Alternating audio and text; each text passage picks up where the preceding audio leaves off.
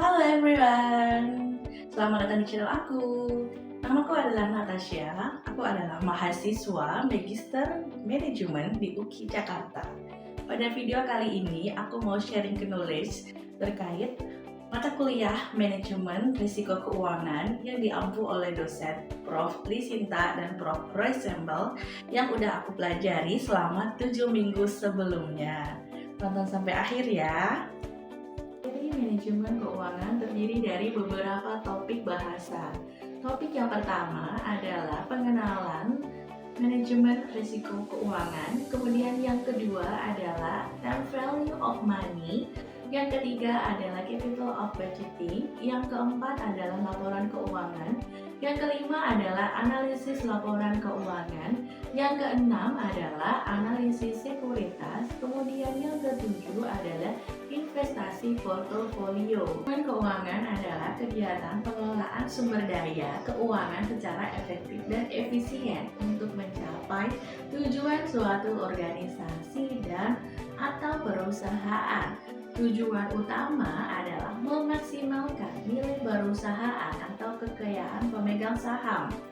Fungsi utama dalam manajemen keuangan meliputi satu adalah keputusan investasi, menentukan di mana perusahaan harus menanamkan modal untuk mendapatkan return yang optimal.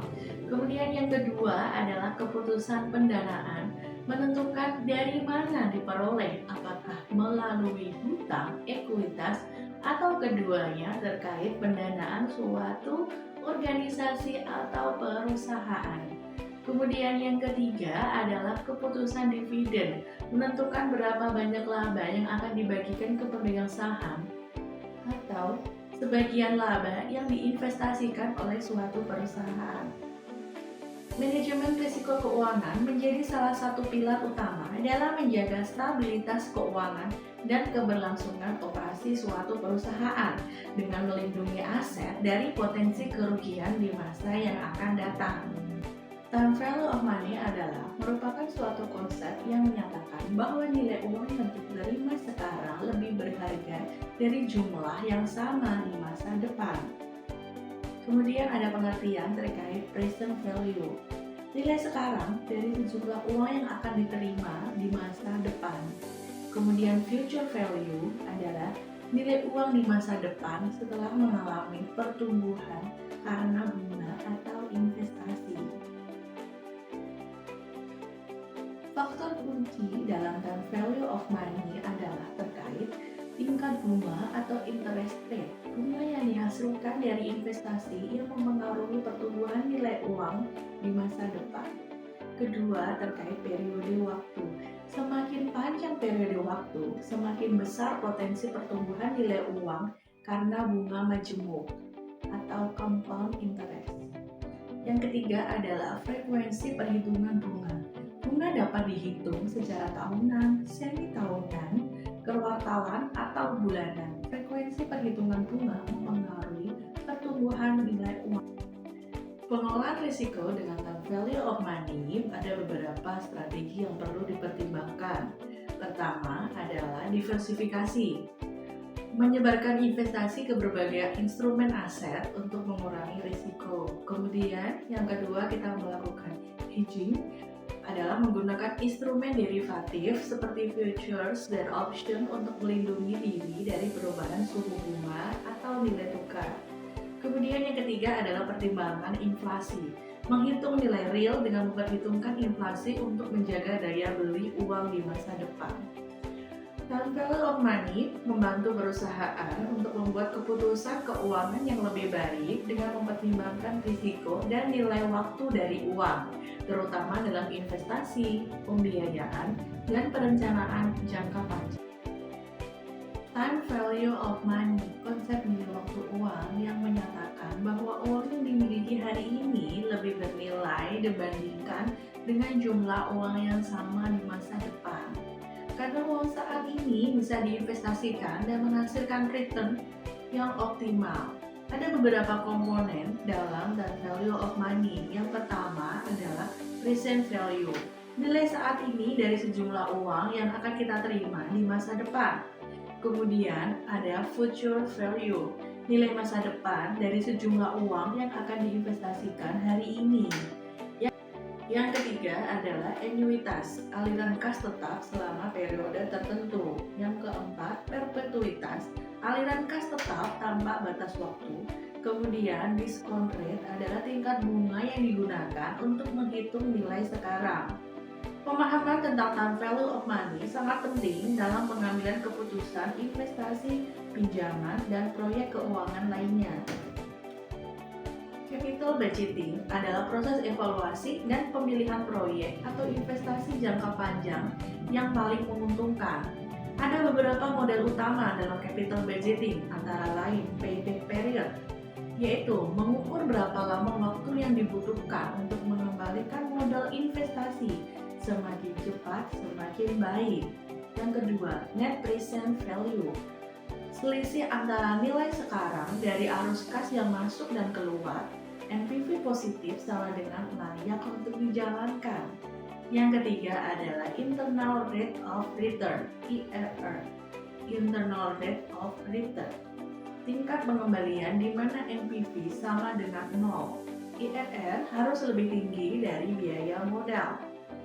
Yang ketiga adalah internal rate of return, tingkat pengembalian di mana NPV sama dengan 0. Internal rate of return harus lebih tinggi dari biaya modal. Kemudian yang keempat adalah profitability index, rasio antara nilai sekarang arus kas masuk terhadap investasi awal. Profitability index harus lebih besar dari 1, menunjukkan proyek menguntungkan. Selanjutnya terkait laporan keuangan adalah sumber utama informasi keuangan perusahaan dan menjadi dasar analisis kinerja. Terdiri dari laporan laba rugi, menunjukkan pendapatan, beban, dan laba atau rugi selama periode tertentu. Kedua adalah neraca, menyajikan posisi keuangan perubahan berupa aset, liabilitas, dan ekuitas pada suatu titik waktu. Yang ketiga adalah laporan arus kas, menjelaskan sumber dan penggunaan kas dari aktivitas operasi, investasi, dan pendanaan. Kemudian yang keempat adalah laporan perubahan ekuitas, menjelaskan perubahan dalam ekuitas pemilik perusahaan selama periode akuntansi tertentu. Pembahasan selanjutnya terkait tentang analisis laporan keuangan dilakukan untuk mengevaluasi kondisi keuangan dan kinerja perusahaan secara menyeluruh. Rasio yang digunakan adalah rasio likuiditas, kemampuan perusahaan memenuhi kewajiban jangka pendek.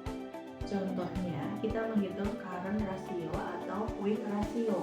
Kemudian yang kedua adalah rasio aktivitas, efisiensi perusahaan dalam menggunakan asetnya. Contoh, inventory turnover atau total asset turnover. Kemudian yang ketiga adalah rasio profitabilitas, kemampuan perusahaan dalam menghasilkan laba. Contoh, gross profit margin, ROE atau ROI.